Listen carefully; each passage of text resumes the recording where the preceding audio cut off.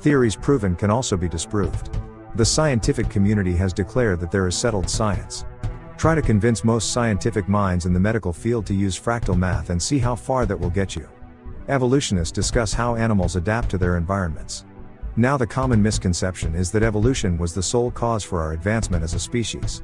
It is a well-known fact that there are just as many holes in the theory of evolution as what there are in theology. If we based our thinking on the mindsets of most scientists, which have contributed to scientific progress throughout history, we would still believe that the planets within our solar system are all protected by invisible spheres. Our sun is in the center of the universe, and the Earth is flat. Scientists have constantly criticized anyone who has ever thought outside of the box, yet facts show that most discoveries are found accidentally. The scientific community is a closed society, filled with anonymity and exclusive by nature. For years, esoteric practices have been used to keep information quiet. This goes back to Aristotle, the Dark Ages, and into the Age of Enlightenment. Science first became public when the Royal Society was formed from old Hermetic groups. Eventually the society developed into what we call science today. For a scientific paper to be approved within the scientific community today, it must be reviewed. These critics either accept or deny the research, anonymously and without ever being identified. Instead of calling Darwin's theory flawed, evolutionists say that it was incomplete or unfinished. The fact is, most of the theories today about evolution don't even come from Darwin. The majority of the research is only incorporated into Darwin's unfinished theory. Just as it was with other theories about the universe and solar system, the theory of evolution evolved. Intentional or not, lack of communication due to the secrecy within the scientific community has created this mistake. Instead of educating the public, false information only seems to come from science, stating that evolution is the fundamentals of natural science, when the fundamentals of natural science is physics, along with both optics and astronomy. This is the result of an ongoing war between physics and evolution, which concerns the age of the sun. Lord Kelvin made his predictions on the age of the sun and was wrong, and scientists today still brand him as a creationist. His estimates of the Earth's age was between 400 million and 20 million years. This number went against what the creationists estimated the Earth's age to be also. Throughout the 19th and 20th centuries, the debate over whether science really flourished during the Dark Ages arose. Pierre Duhem wrote a book in the 13th century called The History of Science, which fostered the idea that the Church contributed to the advancement of science. The only thing that can be seen resulting from these debates are issues concerning inductive reasoning. These debates were used to also attack creationists. Examples like Petrus Peregrinus de Maricourt show that science did flourish in the Dark Ages. He improved the astrolabe and invented free pivoting compass needles, with inductive reasoning and magnetism. These two things affected society in a major way, allowing us to travel both on water and on land much easier than before. Evolutionists also wish us to believe that humans have been on this planet for 85 million years. That we only began to evolve within less than 1% of that time. We just wandered the Earth aimlessly for 99% of our time on Earth. Without learning how to farm the land, build structures, or even how to write. We finally found a home in Mesopotamia though, and went from being hunter-gatherers to farmers that settled in that region. The reasoning for why this took so long is due to the harsh environments that man faced. This of course does not take Egypt's into account though.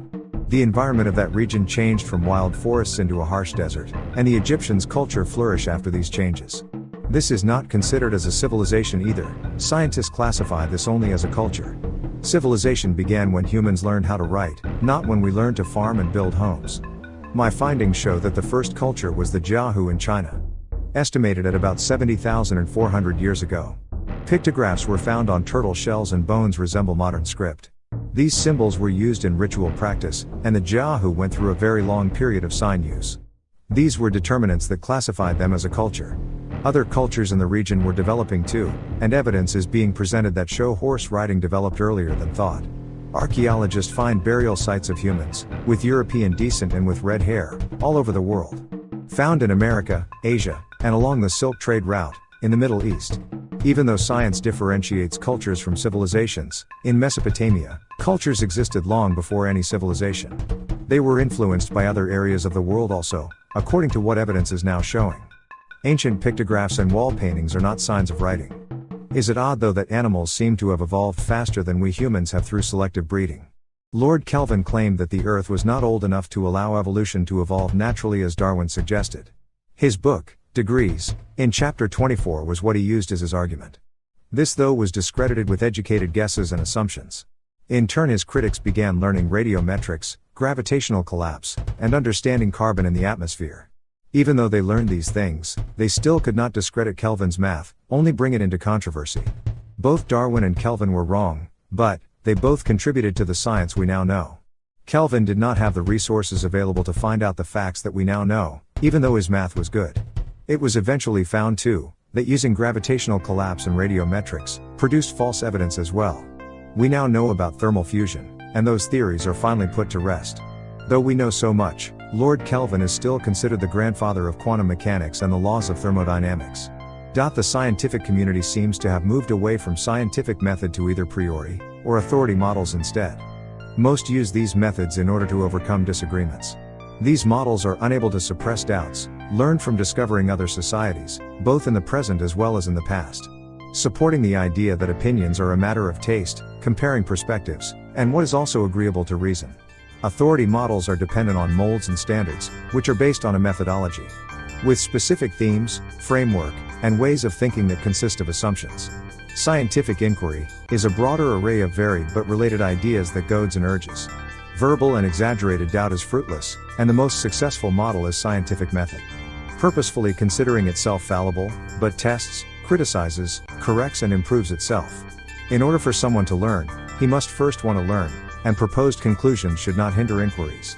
The idea that people do not truly search for truth, but the ability to subdue doubts, must be the starting point.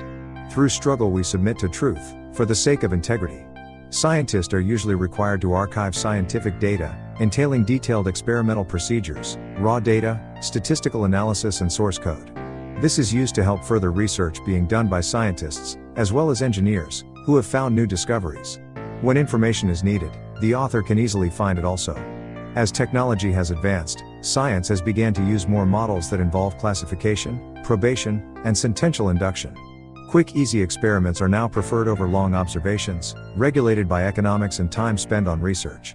With cheaper and less time-consuming experiments, the scientific community combines their findings. These accumulated findings are what scientists refer to as settled science. Settled science is a term that was invented by scientists, in order to retaliate against weather deniers. The whole idea of science is asking questions and inquiries, then answering those questions through experimentation. Abduction presents explanatory content taken from a theory, which also guesses new ideas. Often a well-prepared mind guesses wrong, but moderate amounts of successful guesses are gathered together. Induction is the most fertile but unsecured mode of inference. It gathers guesses now that are chosen according to caution, freedom of restraint and simplicity alone.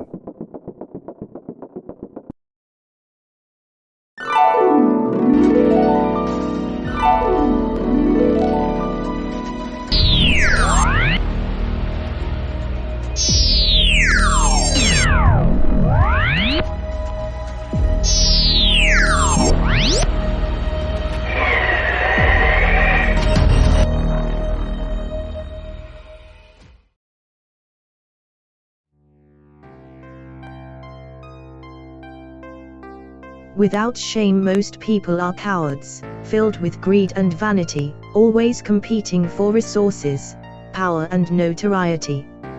In order to gain these things, it required that the masses must be controlled and influenced.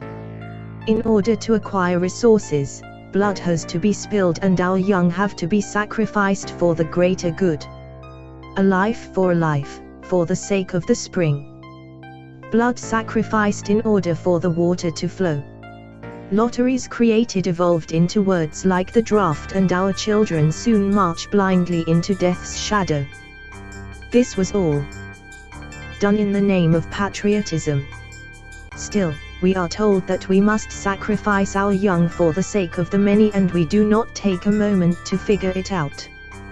We and the elites are not one and the same, we are segregated with two separate purposes and standards.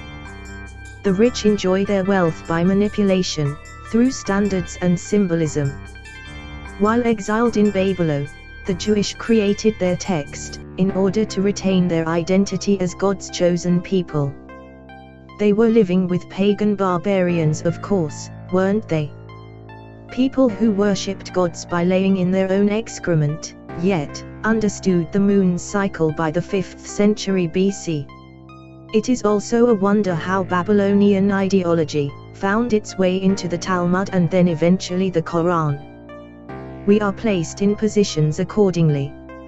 If we are smart enough though, we can climb our way out of the cesspool, through the use of fame, intellect, money or beauty.